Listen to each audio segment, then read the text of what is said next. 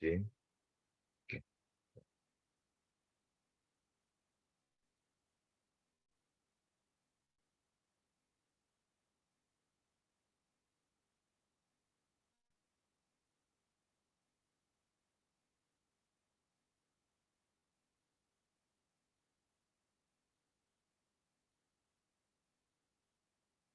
All right. Good day.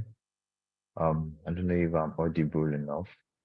Yeah, it's nice to see everyone back here. This is a live coding session, and my name is Nemeka. I'm a data scientist at some AI Labs. And yeah, today I'll most likely be showing you the regression part of the like a practical part of the whole regression topic and how to actually build models with SKLN and the rest. So let me share my screen. Oh, how did I log in? Okay.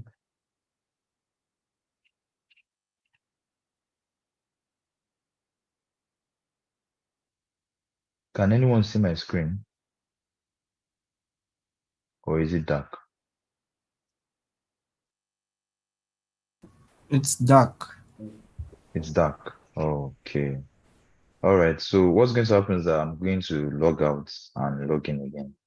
I'm sorry about that. It's a PC issue.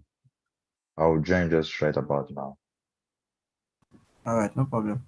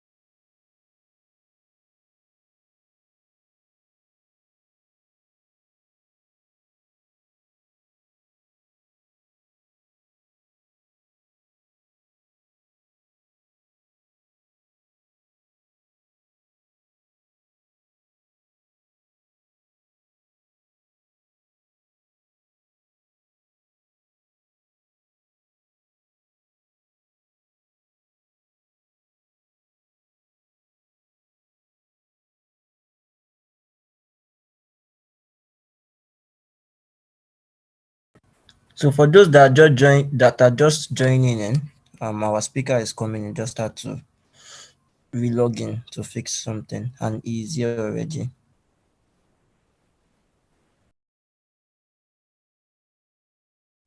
Okay, so I'm back. Let me share my screen.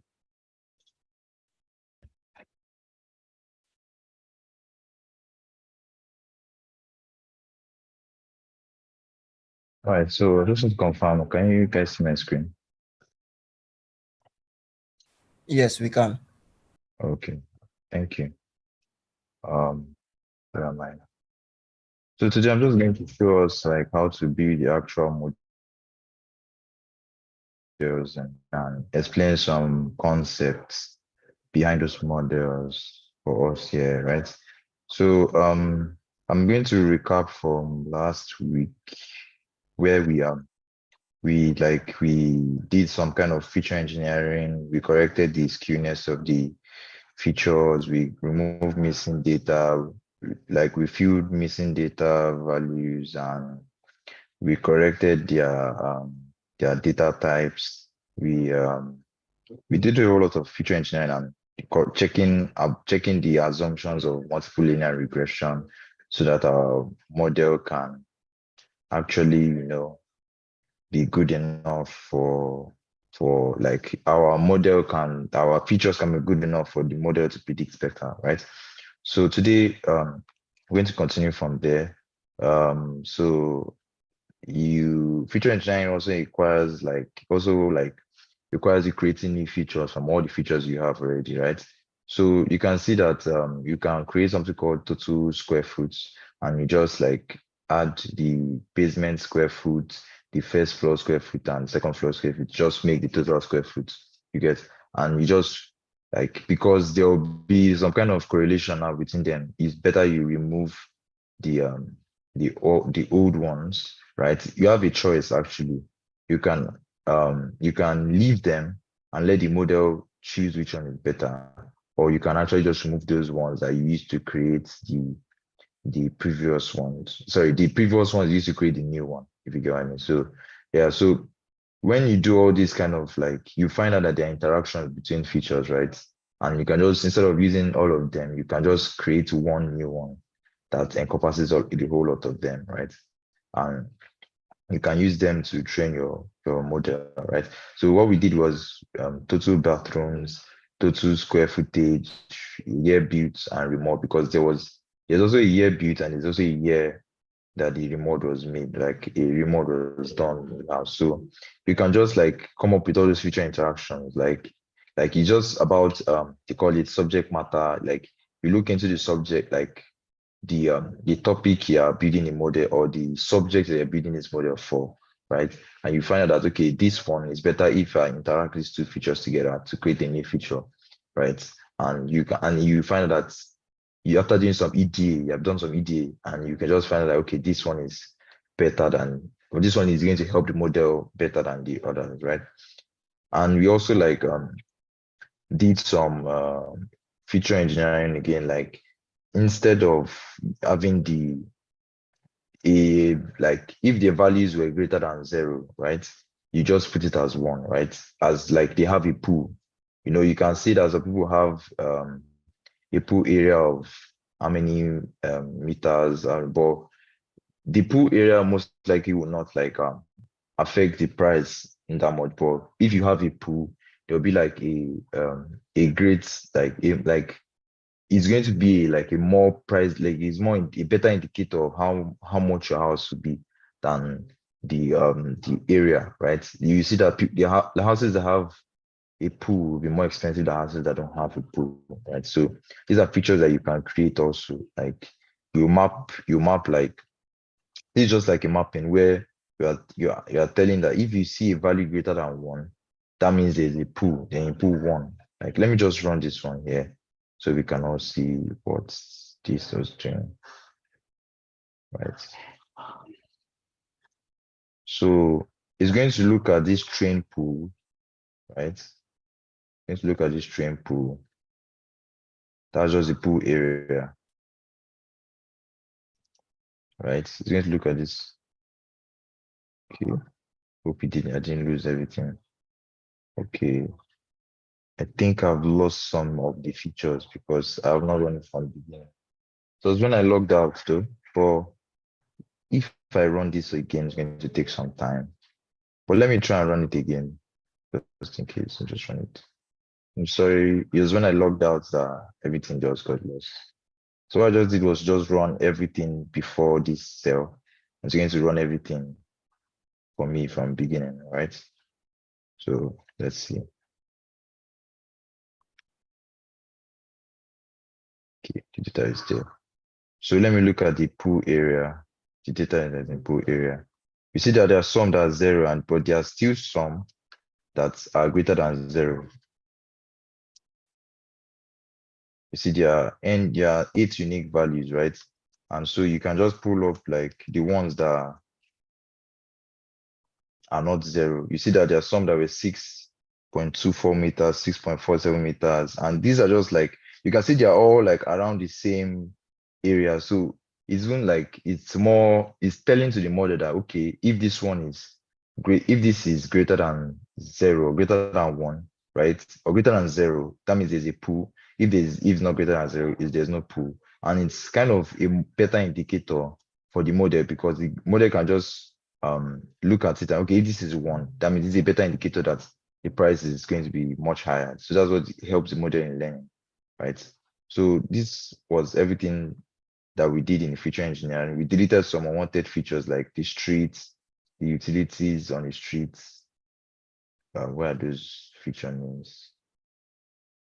I don't want to spend so much time here because we need to actually start building model. Um, Utilities. I just want us to get a feel of why we're dropping those.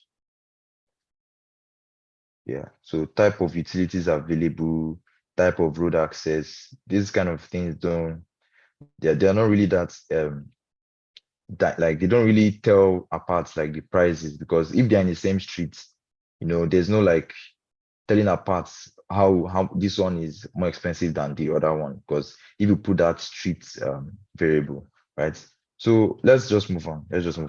So we are creating dummy variables. So what PD.get dummies is, I don't know if you guys have played around with the pandas documentation, like I said, but if you've checked out the PD's dot, if you've looked at what it does is that it just looks at, because you can't feed string values into a model, right? So what the model uses is just integer value. So what get dummies does is that it converts these categorical variables into like dummy or indicator variables, right? So it looks at, if for example, this one we just worked on, this pool area, right? If there's a value, because this is string, how will I put it? Which one is better to explain? So imagine a value like you have a variable M and F, or graduate, like let me say your certification levels, right? So you have something like graduate with BSc or BNG, and you have something like MSc, and you have something like PhD, right? So how can the model use this, right? Because these are just strings, actually. This is not what you can fill into your model. So what pd.getDummies, right, does is that it converts, because anywhere it sees BSc, it's going to put an indicator, BSc 0, right? I would have loved to, I don't know, I should have, maybe you can, okay, let me check the documentation and see if they've done one for us so I can use it to explain. All right, that's okay. So it's not much of an explanation here. It's not much of a better explanation here. We just created a list ABCA, true, false. There's no clear explanation. But what PD.getDummies does is, I just wanted to help us explain. But if you can get this notebook and try it out, you see that it just like converts those categorical variables into like indicators, binary values. Is there a value here? 0. If there's no value, if there's a value here, you put 1. So it creates a whole lot of, like, it makes it a whole lot bigger, right? So it's going to turn it from 89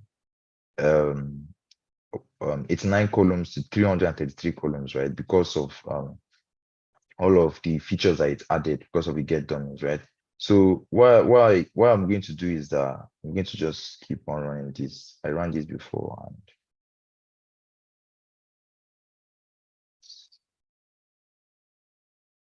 right, so I'm going to skip this outlier side, because I like I said, I don't want to really remove outliers, because it's going to reduce the number of variables, right?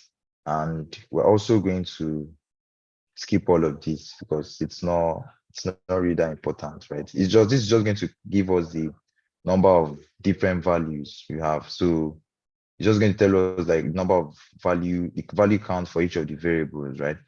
And if you look at this function, what this function does is that it looks at any value that has more than 99% as zeros, and it tries to remove those. But after looking at it, there are not many variables that have that much. So it didn't remove anything, right? So we still have the same number of columns, right?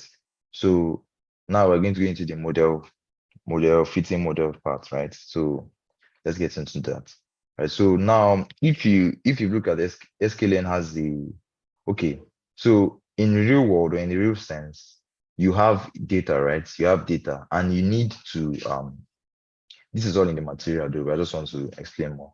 You need to evaluate which model is better for you, right? Which model is good, which model is best for this, right? So in machine learning, you do something called the train test splits. There's also the train validation test splits, right? So the train test most likely in competitions, right? But in real world, you do train validation and test split. So there's a training set that used to train your model. There's a validation set where you used to do your hyperparameter tuning, your validation, like getting the best model, right? That's what you use on the validation set. And there's now the test set that you have not used at all to get the actual accuracy or the actual score of your model, right? So in a real sense, that's what is done, right? So, but this is a competition. There's already a test set for you. You just need to do the train and the test split, right? Because there's already a test set given to you. You can call this a train validation split if you want to, but let's not go that. Let's just continue, right? So this function, what it does is that it splits your data, right? You give it in percentage you want in your test set. So I said 33%. That is almost like one third of the data is going to go for the test sets, and two-thirds going to be for the training set, right? So random state just gives us like the the random state makes it reproducible. So if you carry this script and run it on your own, you get the same value, the same features that I got, right? So that's what random state does for us. So we run that and we get the number of train and test, right? So we have 978 rows for the train and we have 482 rows for the test, right? So it's better, it's standard that your training set should be more than your test set, right? So that your model can train better, can get more data sets and more variability, right? And it helps you to get more more accuracy, gives you more model predictability power, right? So for this simple example, we're going to just build up from like a simple linear regression, right? One feature, one target variable. So what we're going to do here is just like predict sale price using the general living area. I forgot what the picture means. But if you remember from the last class, we found that it had like a very high predictability for the sales price. But let me recap what it means. Okay. Above ground living area square feet, right? So it is very, very predictable. Like it's linear, if you get what I mean, to the sales price, right? So it's very like it's predictable, or it helps in the predictability of sales price better. So I'm plotting the general living area against sales price, right? And we can see that it's very, very linear, right? So in most cases in your machine learning, it's better for you to have like a baseline model, right? It's it's not smart or it's not wise, if I can put it like that, to just go on into training your doing all the hyperparameter tuning and everything, right? If you even looked at competitions, right, Kaggle competitions, Zini competition, you see that there's always that first submission, right? So it's just to get the feel of the data of what you're working with, right? So from that your first submission, you can now know what to build upon more, right? Like what can I like, how can I get this better, right? So in some cases you can always do the mean, right? The X and Y variables, right? Just calculate the mean, right? And just plot it, right? That's what I did here. And it's going to give us like a straight line, right? And if you look at the mean square error, okay. So let me say this now. You've built a baseline model. A baseline model is like your simplest model you can ever have. In some cases, your simplest model could be a linear regression model, depending, right?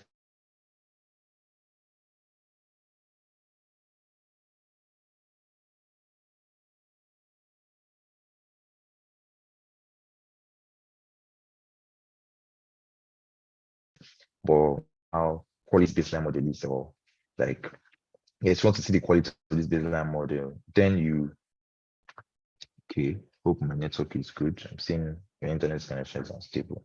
All right, so we can now use something to call the mean squared error. So what the mean squared error, from the name, you can see that to get the error, you just subtract your predicted value from the actual value, then you do a mean, just get the mean, the squared mean, right?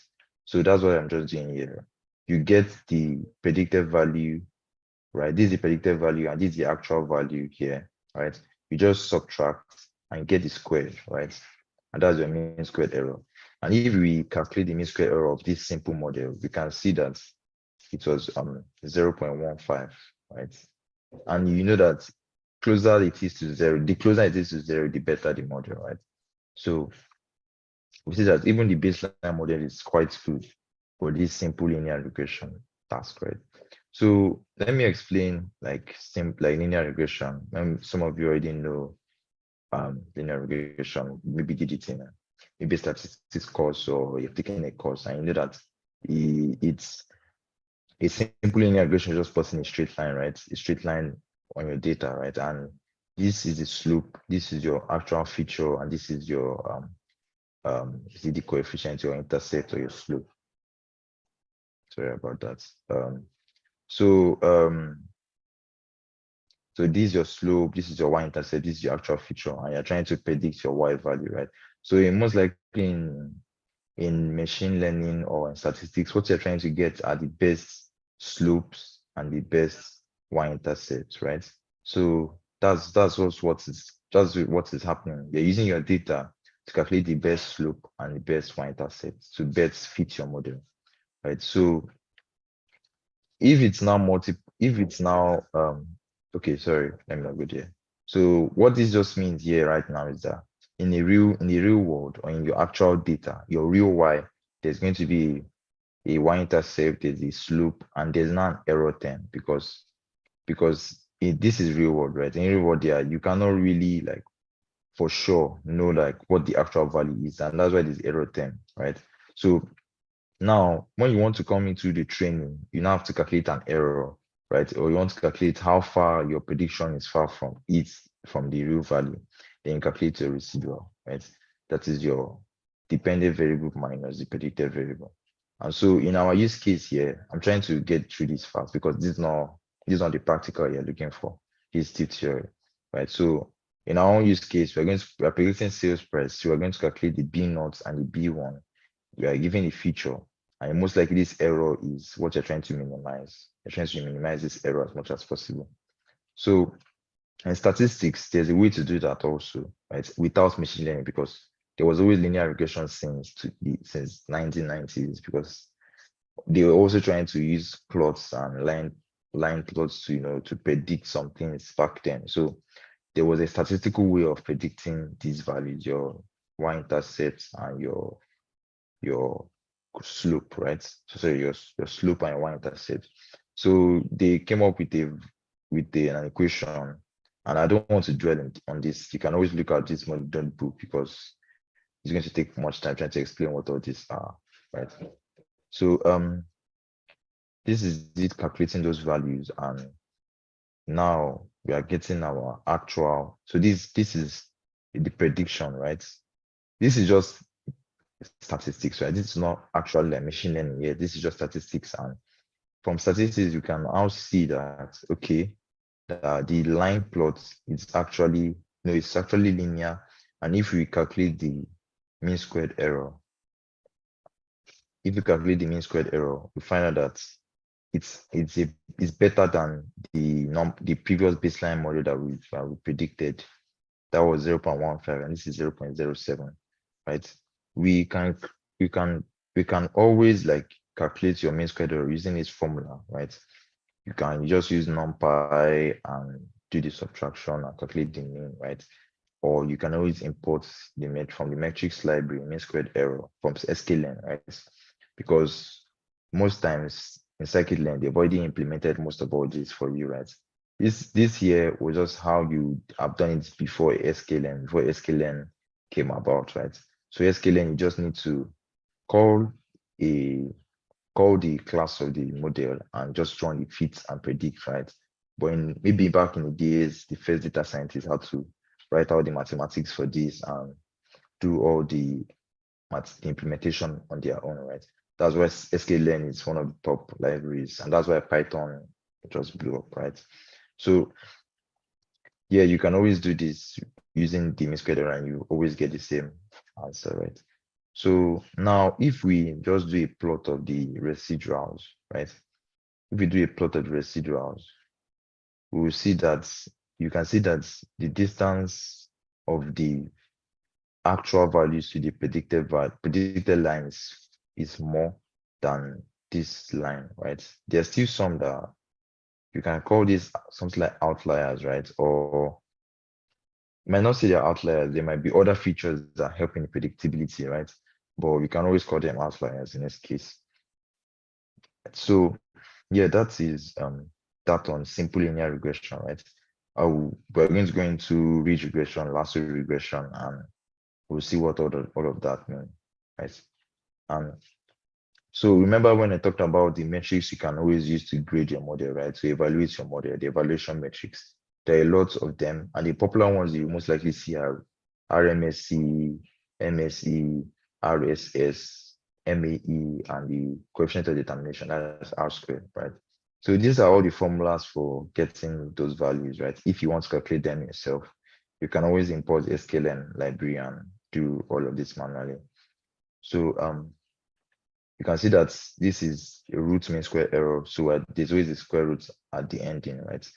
And there's always the mean squared error. There's the mean absolute error, right? So in mean absolute error, there's no squared.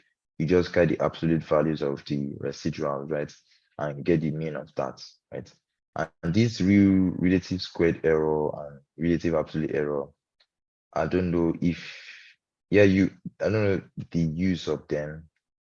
There might be some applications of them depending on like how depending on maybe some use cases, right? Your use case, you say, okay, this is when you want to use this metric, or this is when you want to use this another metric, right? So it all depends on use case, but most likely in a regression task, this will do RMSE, MSE, and MEE, right? And also the coefficient of determination, right? So I don't want to go into like explaining all this. I know that this is in your material, so this was your material, and all of this has been explained there, right? So let me go into the ridge and lasso, since that's where we're supposed to be doing. Okay, so now for multiple linear regression, we know that there's now not going to be just one feature. That's why it's multiple. There are multiple features, right? It's X1, X2, and in our case, there were like 100 and 300 and something features. I don't know, is it 133 or 332? Yeah, it's one of them. So in multiple linear regression, there are now multiple independent variables. That's what they're called, to predict the target variable. That's your sale price, right? So there are now going to be multiple like coefficients, right? There's going to be B1, B2, B all the way to the xn, right? And there's now the intercept, right? So these are what are going to be learned by your model. Like these are the weights, they call them weights, right? These are what your model is trying to learn, right? So um if ever, right? So I know that there are many people that want to, know more, they want to like, there are always a lot of materials. And if there's anyone I want to recommend, I'm sorry that I'm digressing. I when I started my career with on data scientists, I also struggled with some of the terms that were used. So yeah, there's this popular channel on YouTube, StartQuest, and he explains a whole lot of these terms for you, bias, variance, PCA, and he makes it as simple as possible, right? And you can just jot down, even in this material too, anytime you see some things that you don't understand, some um, terms you don't understand, you can always come to just Josh Stammer, and you learn a lot from him. So I recommend this channel to you to learn like the basics of anything you might be struggling with in statistics, machine learning, deep learning, so on. So yeah, let's get back to what we're talking about. So now I'm going to train a multiple linear regression model, right? So to do that, the sklearn or linear model package, right? You have, I don't know, is it just me that this is blocking? Okay, so the sklearn or linear model package, there are a lot of classes, right? There's logistic regression, that's for classification tasks. There's linear regression, there's ridge, there's stochastic gradient descent regressor, elastic net, lasso CV. There are a whole lot, like, and compared to the all other like different models you have, there's a kernel, like support vectors, there's a decision trees, there are a whole lot of things on sklearn that have been implemented for you, right? So you just need to go there, get to the actual model you want to use, linear regression, look at how it is implemented, right? You can't know everything. You can't know everything. There are always some examples for you. So you can see how it's implemented from sklearn to linear model import linear regression. Then you call the linear regression class. You can pass in some parameters. These are the parameters you can pass in, number of jobs. Like this makes it kind of faster. It uses all the like processor speed you can, depending on how big your model, your data set is, right? So if you set it to -1, it's going to give you, you're going to use all the processors on your computer, right? So yeah, then you can now call some of some of the methods, right? There's a fit, there's now the predict, there's the score, there's the set params, there are get params, and so the documentation is like where you can just anytime just get confused about a particular model, how to use a particular model, you can always like visit the API reference documentation and get some clarity, right? Even in the quizzes too, it's very, very important that you come here and look at some of the methods. I'm giving you a hint here just in case, right? So from sklearn or linear model, import linear regression, metrics, mean squared error, mean absolute error, right? And now we're going to just call the class linear regression. Then we fit on the train and test. So on the train y, x, and y, and we predict on the test, right? So we can get your predicted values, right? That's just what this is doing, right? Let me recap. We import the classes we need, the model we need, right? Then we just call it like linear regression. This is just calling the object, right? Then you call the fit method, right? On your train, your X and your Y variables, right? Then you call the predict on your test, right? Then we save it as Y predict, right? And now we calculate the mean squared error, right? This is what you predicted, right? This is your predicted value, and this is your actual value. This is your actual Y, this is your predicted Y. And when we do that, we find that we had a value of 0.04. Why did this increase to 0.034? There must be something I missed out on. Okay. So, all right. So you have this notebook and you can always go back and see what I skipped, right? So whatever I skipped bumped up the accuracy, the metric to 0.04 from 0.01, which is very huge, right? So yeah, so that's that. I'm going to skip cross validation for now. That will be most likely in your next material. Your next that's week 3 or that's classification, right? So I'm now going to talk about regularization, right? This is where it will get tricky. And like I said, if there's anything you don't understand here, you can always go back to this video or go to StartQuest and get some background and come back and try it again, right?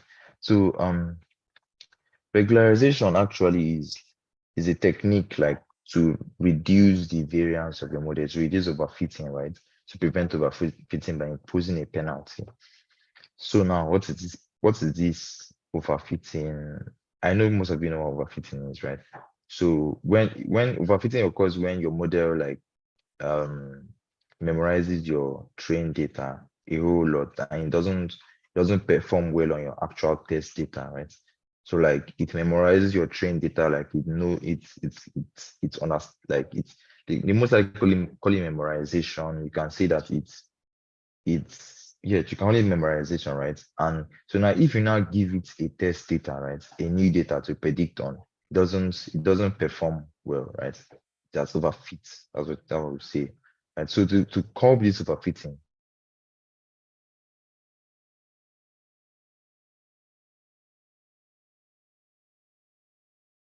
there's something I don't know if you've heard of NLP. It's in everywhere because models tend to, memorize. They try to cram as much as possible, but you can prevent that from with regularization. So now there are different types of regularization. There's a ridge, there's lasso, there's elasticness, right? So this is now, don't mind these equations I'm putting here. I'm sorry about this. But what is this is just your normal linear regression, right? Ordinary least squared loss function, right? So now what ridge regression does is that it adds this stuff here. You can see that there's none of that here. So what this stuff does now, why it's important is because you need to know that there's this parameter in, let me go back to linear models. Let me go back to linear models so I can show you what I'm talking about here. Okay, yeah, see it here. So now there's a parameter, and that's where they need you to know some of the the background, right? This alpha parameter, what does it mean, right? We're going to be using it here. So what does it mean? Like, why am I bothered about this parameter? How does it affect my model, right? So, so now to understand what that does, you now have to go back to the formula and see that this is the penalty, right? The more of this you add, sorry about that, the higher the value of your lambda, that's what it's called, lambda, the more penalty you add to the model, right? And the more it reduces overfitting. So now, if you increase it so much, there's a tendency of you having a model that is now underfit, that is now underperforming. So this is what they call hyperparameter tuning. You have to get the right lambda value for your model, right? There's always the optimal lambda value for every model. There's no lambda that is constant. Like, I don't know if you mean for a particular data set, there's a lambda that is for that, right? And that's when hyperparameter tuning comes in. If you're not trying to check out what parameter is best for this use case that I'm working on, right? So now this lambda, it's imposing it's giving a deregulation parameter, right? And the higher the value, the more impact it has on the loss function. So whatever this does, let me summarize what this does. What this does is that, so in linear regression, right, when it overfits, when the model overfits, you find out that this weight, this b naught, let me go back up so we understand. This B naught, B1, B2, Bn, they tend to be very, very large, tend to be valued like 1,000, 2,000, 3,000, depending, right? So they become very, very large, right? And so to reduce those values, because that's what overfitting is, right? The slopes are very, very large, right? So to do that, you apply or a kind of penalty, right? So you want it to not increase, make those values very large. You want it to like level them out, get them to something like 10, get them to something like 5, then to get them to something like 1, 2, instead of going so high as much. Yeah, so that's when this regularization comes in, right? And so there are different kinds. In the ridge regression, the coefficients are squared, right? The coefficients are squared. In lasso regression, somebody asking a question. 90. Can you hear me? Are you are not mute? Okay. So in lasso, there is now what lasso does is that instead of squaring it, it's just gets the absolute value, right? So in lasso's case, lasso now does something different. Lasso tends to zero out in unimportant coefficients, right? In ridge regression, let me slow down. In ridge regression, it's kind of like it doesn't the coefficient don't go to zero directly. They get close to zero, right? They don't actually get to zero, right? So in ridge regression, those features some of those unimportant features still play some kind of role, right? But in lasso, those unimportant features, right, they get zeroed out for you. That's when I told you that any feature you have and you might be confused about which feature works for this case, you can leave that, then use something like lasso to choose which particular features are best, right? So what lasso does is that it's because of the penalty, it learns that okay, this feature is not important and it zeroes out the coefficients, right? So the bn for that particular feature will be 0. Also, that feature is clearly not used for the modeling phase, right? And you can now remove them from your X train and Y train, right? You can remove them from your training set. Like I hope I was clear enough with that. So um now what I did here was I imported reach, right? The same metrics, mean, absolute error, and mean squared error. Now, what this alpha reach is doing, I'm trying to iterate through this value. This is 1 raised to power minus 15, 1 raised to power, so yeah, 1 raised to power minus 10. That's the very low numbers, right? Then we get to 0 0.5, 1, 1.5, 2, 3, 4, 5, 10, right? So this is somewhat hyperparameter, but not hyperparameter. I'm just using these different values to like to train and see like the one that gives me the lowest RMSE, right? So if I do that and I print out the values, you can see this 1 raised to power minus 15. You can see that it's almost close to 0, right? It's almost close to 0. And it kind of removed the whole ridge regression. Because if you let me say it again, if you put this to 0, it means that you are just doing normal linear regression, right? So if you put it 0, this whole thing goes out and there's no more penalty you're adding, right? And it just becomes normal linear regression with all the overfitting capabilities, right? So this is me plot showing printing out their mean squared error and their residual sum of squares, right? And also for the lasso regression, the lasso is different because, like I said, it doesn't do the square of the coefficients. Let me go back again. This was the square of coefficients. This is just the absolute value. And what it tends to do is that any unimportant feature is zeroed out, right? So that's what lasso regression can help you do. It can do feature selection for you. That's the term, right? And also I now like train on different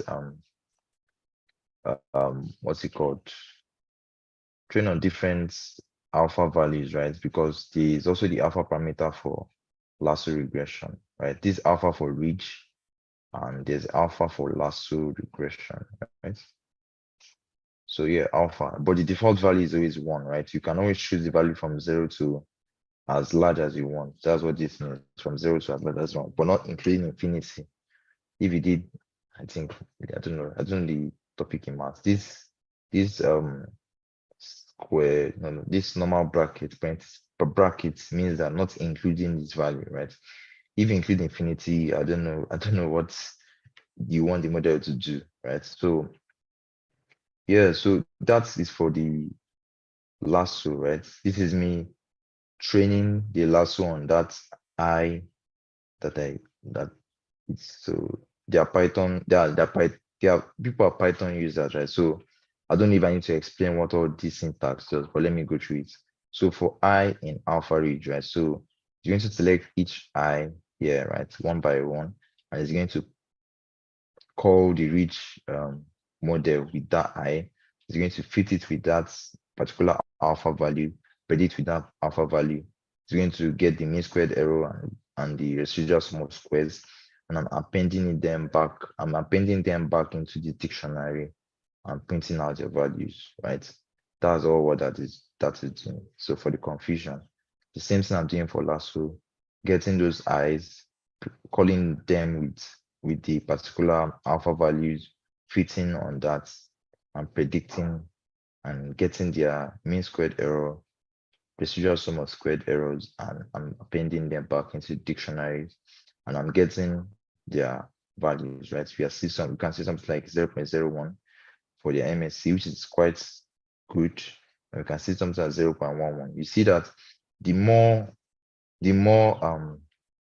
how will I put it? The more penalty or the higher the value of alpha, the more it tends to overfit. And so to reduce overfitting, and to reduce overfitting, there's not this bias variance trade-off, right?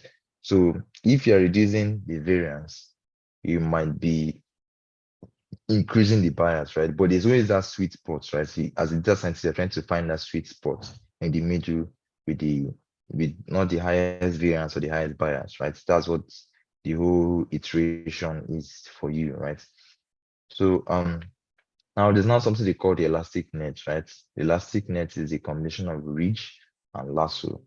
Yeah. So it's going to add that absolute values of the coefficients with the squared of the coefficients. And same thing is going to happen, and it's going to I'm using the same loop, right? Just calling on the plastic nets, fitting and predicting, and also printing out their um, mean squared errors and um, the social sum of squares. So now I don't know if I should cover this. This is advanced, right? This is like Kaggle Grandmaster-ish, right?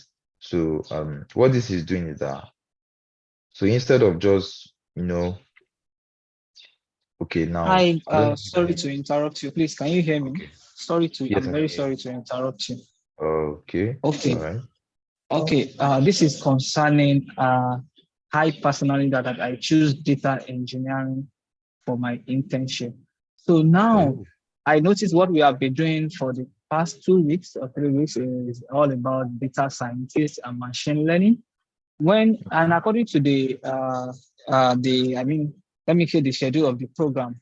It was stated yeah. that very soon, we'll be migrated or we'll start the data engineering course on normal grant. So when are we starting that? And then also the code for last week live code, I couldn't be able to get it. I was just watching it on YouTube.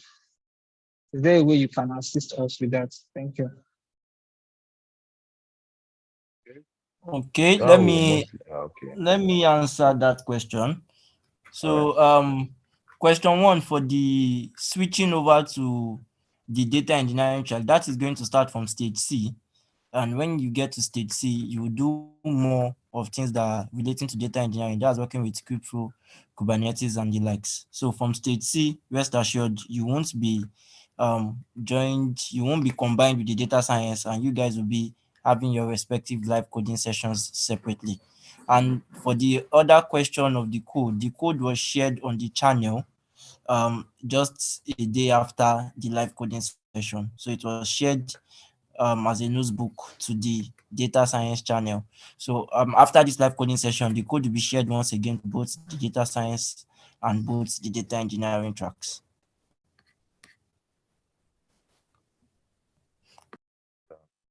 Thank you very much.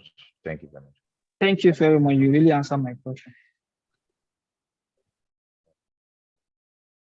Okay, so where was I? I was talking about the K fold. Okay, so there is I don't know if I should get into this, but this K fold means that you are splitting your data set into 10 like or depending on the number of splits you choose, right? This n split determines the number of splits you want. So it's going to split your data set into 10 layers or 10 rows. So not 10 rows, 10 folds. Let me just put it like that, right? And it's not going to train on 9 of them and predict on one of them. It's not going to sum the whole, get the mean of the whole z metrics or errors or whatever and give it to you. Like so it's kind of a more is a better way of getting how good your model is than just the normal just getting the X text, like predicting on the X test and getting the Y predict and doing the normal metrics evaluation. I don't know if I explained that well. So let me recap again. What I said is that in K-fold is the way of you preventing overfitting, right? Getting the actual model evaluation metric, right? Getting how good the score is, right? So instead of just doing the predict on the whole test set, right? You split your actual train set, right? all your train sets into the number of folds you want. The higher the number of folds, the more accurate you know your model is, but you know there's going to be more complete power, right? And so split it into 10 folds, train your model on 9 folds, predict on the last one, right? Reiterate, get the score, then goes again. You get for 9 different train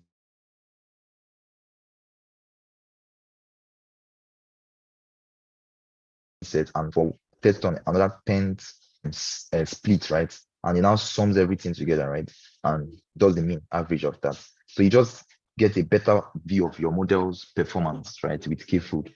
So I'm not going to run all of this here. I'm just going to let, because this is outside of the scope, right? But since I'm sharing this notebook with you, this is when you can now get your hands into it, like, and see what all of this means, right? So this is where you do your learning, see what all of this means, run it, try out some different parameters, look into what all of this means. But just know that some of this will not come out in your quiz, right? So this is make pipelines, going to apply a scalar, then use the ridge regression and all of that, right? So I don't know if I need to go into all of this. So yeah, this is the end of the notebook, and I don't know if there are any questions. If there are any questions, please, you can always ask.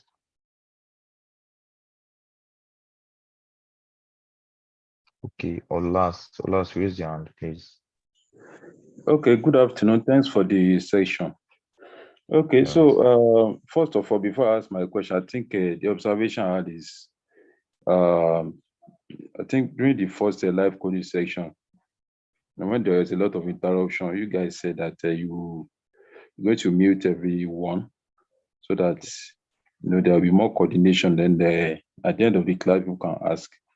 I actually also have some questions. Not that I'm antagonizing the person that interrupted and asked questions, but I think it actually disrupt the flow of the lecture. Okay, so that's just by the way.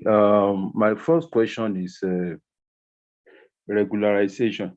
I want to ask, is regularization a form of hyperparameter training for linear regression? That's the first question. No, it's not. I also have another one. So I want you to answer that one first. Okay. Yes, right? Okay. No, it's not. It's not a form of hyperparameter. It's just a technique to prevent overfitting. Like, it's a way of not letting your model memorize the training set, and not like. So when you memorize the training set, it tries to get 100% on a training set, and when you give it a new test set, it doesn't perform well, right? So that's what overfitting is. Okay, thank you very much. It's not hyperparameter training. All right. Okay. So the second one, those are my thoughts. Anyways, I just need the clarification. The second one is that the evaluation metrics is like metrics like RMS, MSC, and MAE. Are they the same as the cost function? No, they're not the same as loss functions. No, they're not. No, not loss function. Cost function. Okay, cost function is loss function. Okay. And there are different cost functions depending on. For linear regression, it's most likely RSS, like real zero sum of squares, right? Like we saw, right? But if you see something like classification task, right? You see cross entropy loss, and there are now other advanced losses, hinge loss. So the cost function is used in deep learning. The loss function is like used in machine learning, right? But they're almost the same thing. Because you're trying to, when doing training, you want to see how far your model is, then do gradient descent and reduce the error, right? So cost function is most likely loss function, but the metrics are just for evaluating how good is this model, like how good is it, and like how can we understand how good this model is. And that's when you now use evaluation metrics. In some cases, people use the cost function, can also use loss function as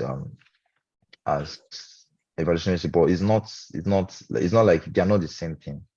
there's a whole lot of different loss functions out there, but there are always these standard evaluation metrics you can use to get how good your model is. Okay, because the reason why I asked is that there's a text that where I saw that they were referring to loss functions, cost functions, this evaluation metrics as a cost function. That's how I needed clarification.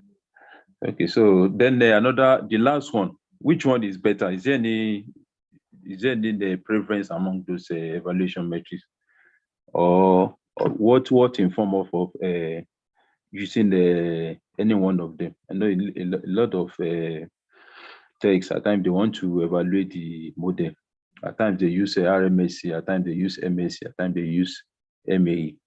So what exactly is there any reason for that preference?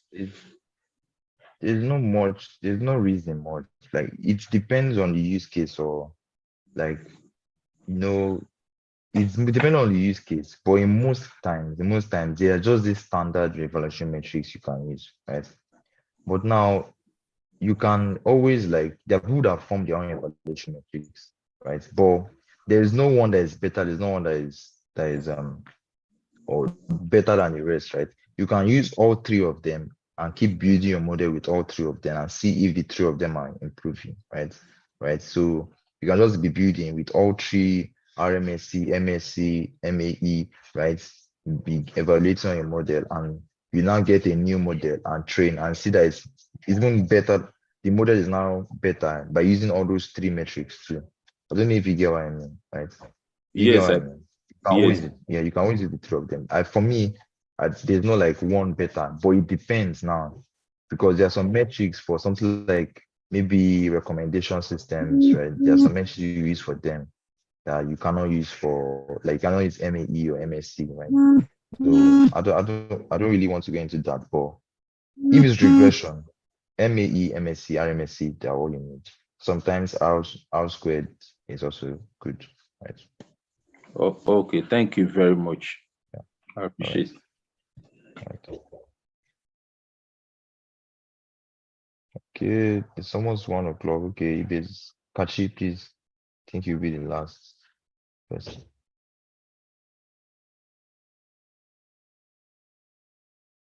Kachi, are you there?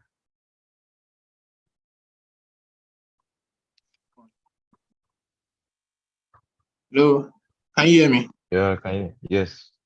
Okay, so I tried using a particular code in this particular notebook, but Okay. I got kind of error that the parameter does not exist. I'll just drop it in the chat so that you see what I'm talking about. Now, that's when you have to go and check the documentation. That's when you have to go check the documentation and see. Yes, this notebook was outdated, and I updated it, right? There are some things that changes in their document. There are some things that change. There's something there are some parameters that they deprecate, like they say they're not using it again. So you now have to check your documentation and see.